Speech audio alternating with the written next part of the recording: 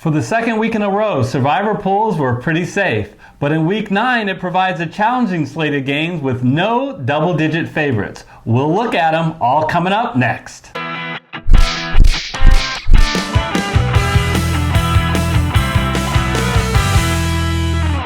Hello everyone, I'm Eric Lee. And I'm Gary Kurtzman, and we are the Fantasy Football Consultants. Eric, another week in the books, halfway. Now we're at the halfway point through the NFL season. We are. And it seems like the calm before the storm, yeah, Gary. No, it's a little, there's a lull. There's a lull. It's been 2 weeks now where, all the teams we talked about have survived. We talked about 6. We're trying to add more teams as we talk about it because, of course, some of the favorites in the games most of the people have already picked. So we try and talk about 5 or 6 now instead of 4. And the second week in a row, they all won. So almost no movement, Eric, in the pool, which means that there's still a little bit more than 30 of you, or should I say 30 of us, that don't have a strike. You know what that means, folks. No picking this week, taking the day off, kicking the feet up. It's like lying on a beach, sipping a cold one. You got nothing to worry about, no worries at all. Again, as a reminder, through 9 weeks, we give you one mulligan. We give you one strike free. So if you haven't had it, this is week 9. This is your week to get a strike. No reason to pick, folks. For the rest of you, though, we will give you tips on who to pick for this week. And for the rest of you, you only have one more week where we are equal to all these clowns out here. Oh, you don't have a strike. I don't need to pick. So don't worry about it, folks. Just get this week right. And like I said, one of those people who picked the Rams against Tampa Bay are going to win this. But anyway, Gary, we hit a milestone, and it was a pretty neat milestone. Yeah. We're right on that edge, at least, of 5,000 subscribers. And just for background, we were less than 1,000 subscribers just 2 months ago. And now as we enter the end of October, it went from 1,000 to 5,000. So, Gary, we have a challenge for them. Yes, we do. The challenge is that if we reach 10,000 subscribers, boom, boom, boom, boom, 10,000, by the end of the year, is that 10,000? End of the calendar year. I'm going to throw graphics up there to make it look cool, okay? If we reach 10,000 by the end of the calendar year, we are going to have in January what I will call Subscriber Appreciation Week. Now, normally, by mid-December, we've gone fishing, Gary. We are done. Fantasy Football Consultants doesn't do fantasy baseball, doesn't do fantasy basketball. We're out of here. And a lot of people were saying, hey, can you do something for the playoffs? Well, if you guys come through with 10,000 subscribers, tell them about the contest we're going to do. So we're going to do a special, assuming we get 10,000 subscribers, of course, by the holidays. Then we will do a special Survivor Challenge playoff style, where before the playoffs start, we're going to ask the viewers to pick who's on the AFC and the NFC side, who's going to win every single game. Now, we're not doing this week to week. Before the playoffs start, you have to pick every week of the playoffs, kind of like a pyramid, all the way up to who wins the Super Bowl. And for anyone and everyone who can do that correctly before the playoffs start, we will have them split $100 for the winner.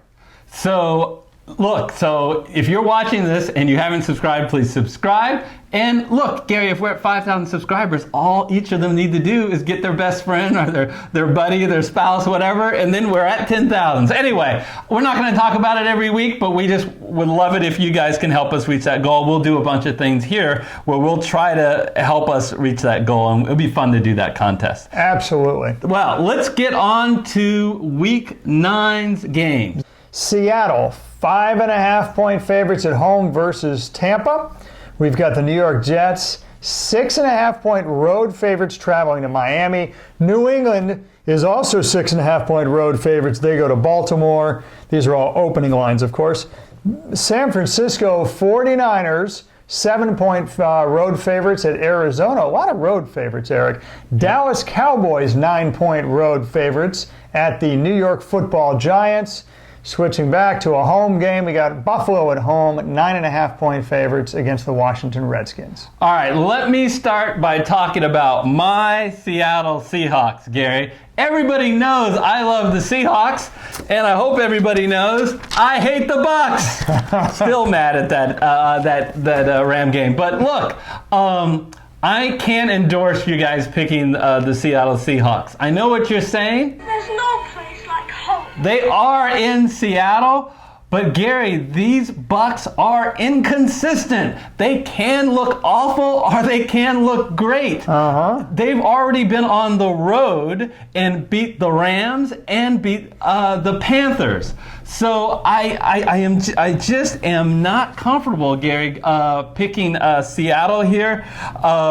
So especially since there's some real future value with the Seahawks. They are again at home against a much worse team, the Arizona Cardinals, in Week 16. So if you've actually saved them so far, I haven't. I've used them, but if you've saved them this far, I would not don't burn them this week. Yeah, and really, honest to God, I mean that's such a strong point. That in Week 16, they're favored, it was the futures favorites, obviously, by 9.5 points over the Cardinals. No other team other than New England even has half that big a spread. So it's huge how important they're going to be in Week 16 because most people pick New England already. And Gary, because of your silly Niners, you can pretty much guarantee that will be a very important game to Seattle. They wouldn't have clinched anything, either for going for a wild card or still trying to win the division. Excellent point. So let's move on to the next game. New York Jets, 6.5 at Miami. Okay. I found myself having to list the reasons to pick the Jets and the reasons not to pick the Jets. And I did it because to me, it's, I don't know, for some reason this game was a little confusing. I couldn't figure out why the Jets were such a high spread.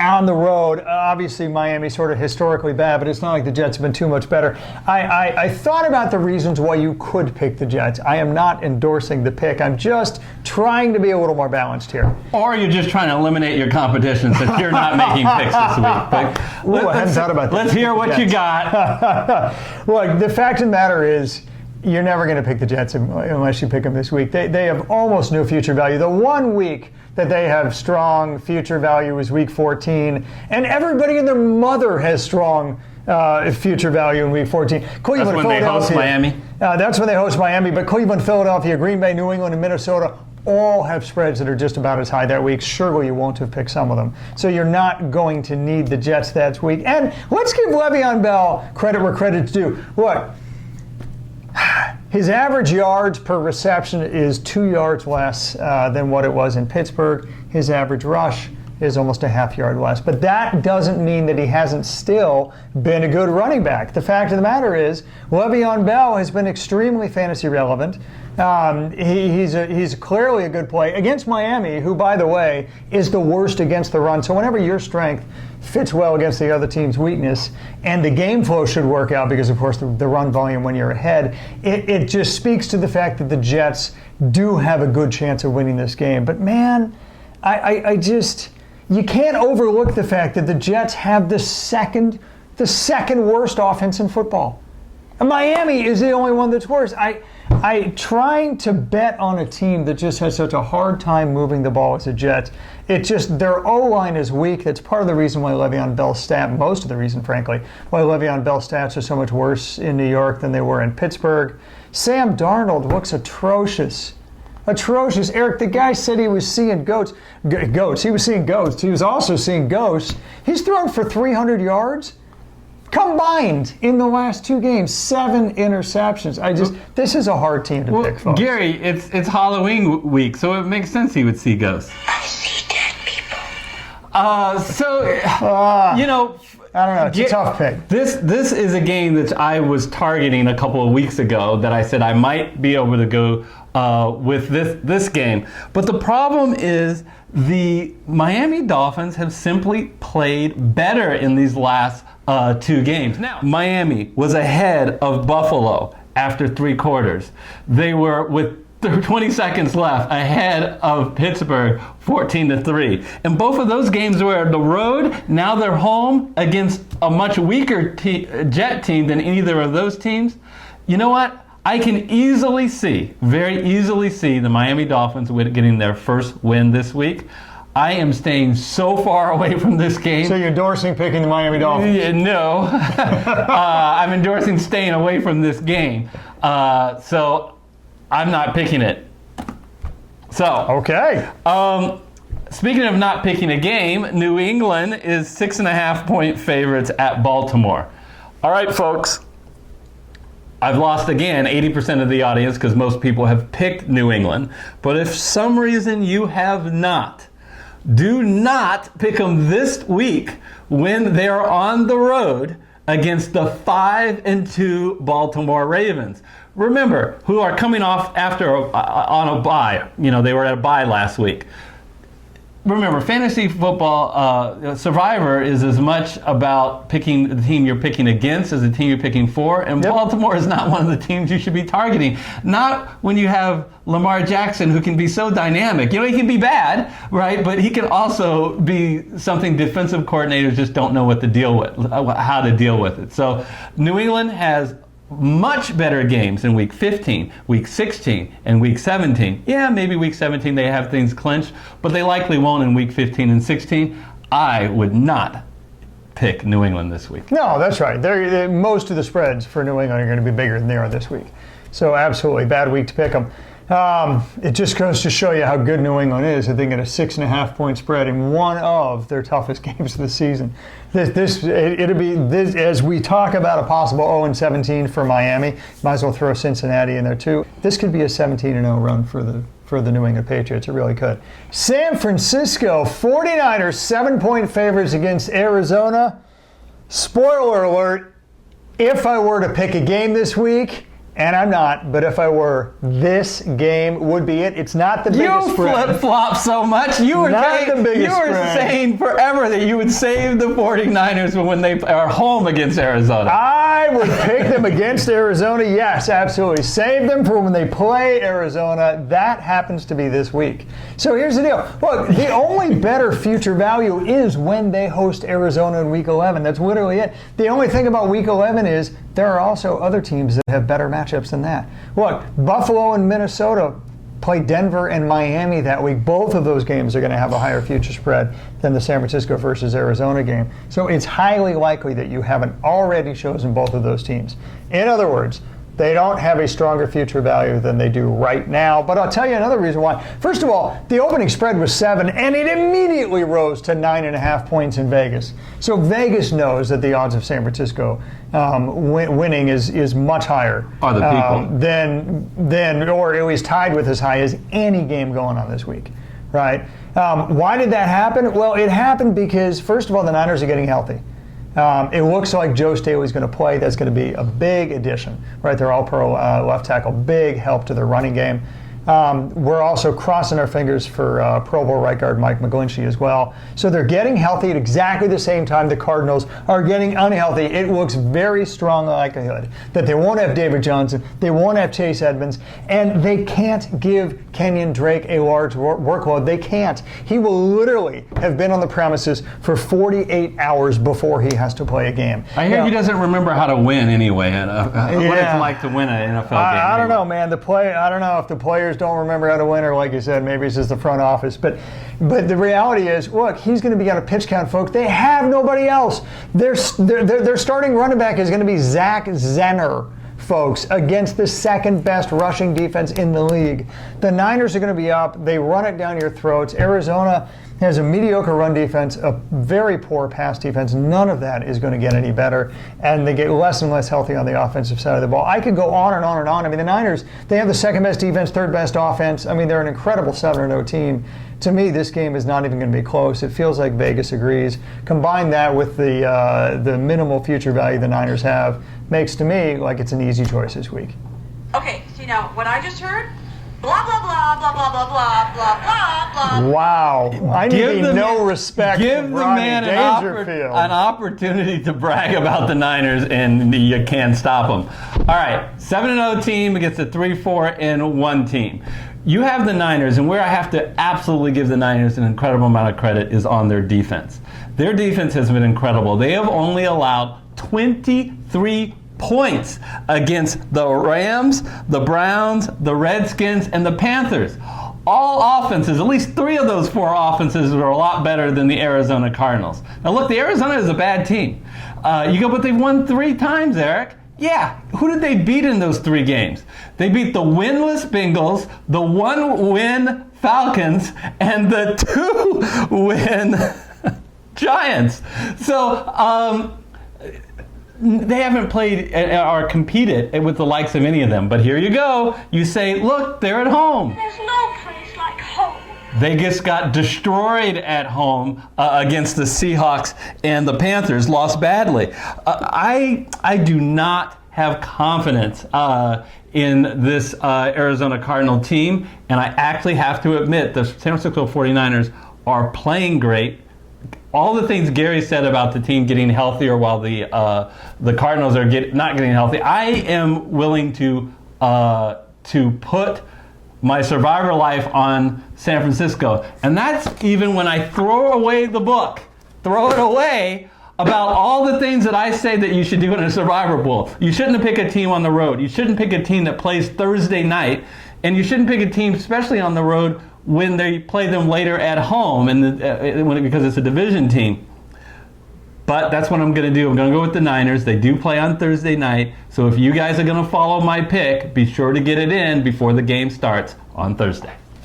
All right. All right. So point. They play on Thursday, so you don't have till Sunday. The Dallas Cowboys are 9-point favorites at the New York Giants. How about them Cowboys? This is a ridiculous spread, folks. Tell me how you real feel, or get off the fence.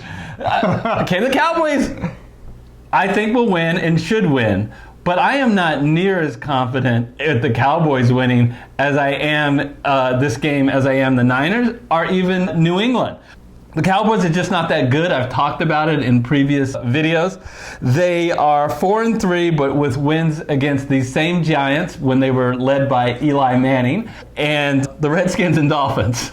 I picked Dallas, so I can't pick them, but I wouldn't pick them anyway. I would save them to pick against those same Redskins at home in Week 17.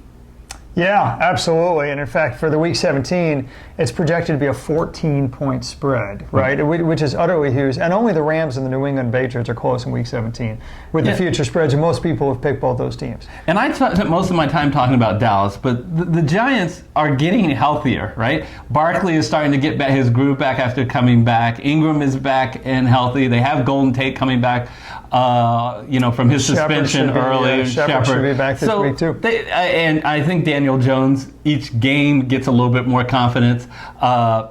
They're playing at home. No thank you, guys. Yeah, absolutely. So then the final game, and the one with the highest opening spread, now tied with San Francisco as the highest overall real-time Las Vegas odds spread, is the Buffalo Bills 9.5 over Washington. And Eric, this is another one. I'm not saying the Buffalo won't win. I think they will. I really do. Which makes them not a bad pick in a survivor pool. But, man, I'm telling you, I don't understand why the spread is 9.5. I'm clearly not as confident as Vegas. If you want to pick Buffalo, you're picking Buffalo on the backs of their incredible defense. And I don't think they get nearly enough play here. They are third best in the NFL in points allowed. That is the true measure of a defense, folks. And frankly, Washington's offense is the third worst. So you have one of the worst offenses going against one of the best defenses. That alone is going to sway a lot of people to go ahead and pick Buffalo this week. But I'll tell you why I'm a little bit trepidatious. Not that I think Buffalo is going to lose, but that I'm not nearly as confident as a 9.5-point spread might suggest. Buffalo's offense is just not that good. They're bottom 10. Right? Points scored. They're bottom 10 in the NFL. Washington's defense is actually not that bad. They're really not. Washington has an NFL average defense in points allowed. And you know what? That's with a putrid offense putting the defense on the field for most of the game every game. And they still are achieving, the NFL average status. I mean, honest to God, they've got some real talent on that defense. And when you're rooting for the Buffalo offense to score against a defense that has more talent on that side of the ball than Buffalo has on their offensive side, I start to get very trepidatious about it. I really do. I think, and Vegas over-under would agree with me, this is going to be a very low-scoring game. And if it's a very low-scoring game, it can be very scary, especially for the road team, when any one fluke play can turn the tide either way. I don't like it. I don't feel comfortable with it. Quite frankly, Buffalo, if you want to save them because you think they're a good team, look, they do play Miami in Week 11. They do play the Jets in Week 17. Both are predicted to be double-digit spreads. I'd feel a lot more confident in those weeks than I do Buffalo versus Washington this week. Yeah, I wanted to confirm something on this, that the Buffalo Bills have been unimpressive this year at home. They barely beat two teams, believe it or not, who are worse than Washington. Yeah, they barely beat Miami, and they barely beat Cincinnati at home. This is this year. But I have one key question I wish I would know. Who's going to be the Washington Redskins quarterback? If it is Case Keenum, I would stay away from this game. If it's Haskins, go all in. I have no confidence that he can deal with that Buffalo defense, and I feel comfortable, and I will endorse going with Buffalo if Haskins is the quarterback. But if it's Case Keenum, you know what? An upset would not surprise me. Now, as you know, we got a couple other parties that make a pick. The People's Choice does not actually have to make a pick this week because they haven't had a strike yet, so they can take Week 9 off. Vegas had a strike earlier. They do need to make a pick. The highest opening line was Buffalo, but that's already been taken by Vegas. Next highest opening line was Dallas. They've already been picked by Vegas. So Vegas hops down to the number 3 opening line, which is San Francisco 49ers, opened at -7. Now, at the time of filming, 9.5 over your Arizona Cardinals. We want to remind you that if you'd like to help us reach that 10,000 subscriber amount by the end of the year, please both like this video and click the subscribe if you haven't, and get at least one other person to do it as well. It will really help us out. And until we see you in Week 10 for the next Survivor Pool, we will look forward to seeing you then. See you then.